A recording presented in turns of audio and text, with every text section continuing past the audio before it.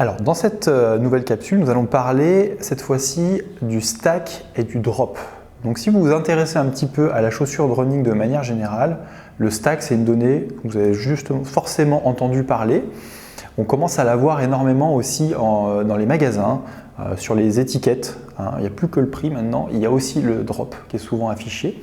Et c'est une donnée qui est souvent demandée par certains professionnels de santé, et notamment les kinés. Alors, qu'est-ce que le drop, qu'est-ce que le stack ? Pourquoi on va les associer dans cette capsule? C'est parce que c'est deux choses qui vont être étroitement liées et la plupart des gens font un amalgame en plus entre les deux. Donc là, il faut bien comprendre cette partie-là, c'est très important pour derrière pouvoir l'expliquer à vos patients en cabinet. Et d'ailleurs, en expliquant, vous vous rendrez compte que justement les gens se trompent très souvent sur cette donnée-là. Alors, si on prend le drop est une différence de hauteur. Donc ça va être une différence de hauteur entre la mesure entre l'arrière-pied et la mesure entre l'avant-pied. Le drop, théoriquement, il varie dans tout ce qu'on peut retrouver dans le monde du running entre 0 mm et 12 mm. Il y a très peu de modèles au-dessus de 12 mm, voire aucun à ma connaissance, pour le running à proprement parler. Peut-être dans d'autres activités. Le drop ne doit pas être confondu avec le stack.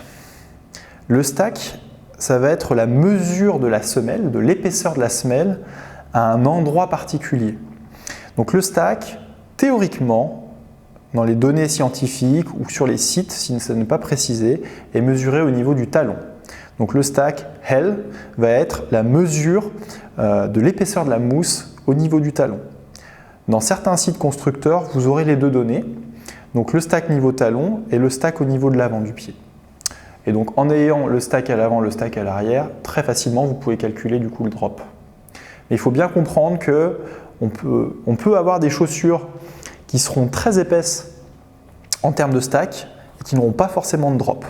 Si on prend ce modèle qui est une Altra, marque américaine, un petit peu spécifique, avant-pied large, fuite anatomique. C'est une marque qui a décidé de faire tous ses modèles en zéro drop. Donc ça veut dire qu'on ne retrouvera aucune différence entre la mesure de la semelle à l'arrière et la mesure de la semelle à l'avant. Ce qui ne veut pas dire qu'on n'a pas d'épaisseur de semelle. C'est une chaussure qui va avoir du stack. Là, un stack qui va se mesurer au bas mot autour des 30 mm, 25-30 mm. Pareil, quand on prend des modèles type Oka qu'on voit beaucoup passer, ça c'est un modèle phare. La Speedgoat, c'est un des modèles les plus vendus dans le marché du trail running. Souvent les gens disent j'achète une Oka, je vais avoir un drop important. Il n'y a pas de drop important là-dessus, on est sur un drop médian à 4 ou 5 mm environ, 4 mm de tête. Donc c'est le stack qui va vraiment être assez impressionnant et là on est sur un stack à 35 mm. Donc c'est important de repréciser à vos patients que drop n'égale pas stack parce qu'on va voir que justement sur le corps et sur la biomécanique ça aura des impacts qui seront en soi bien différents.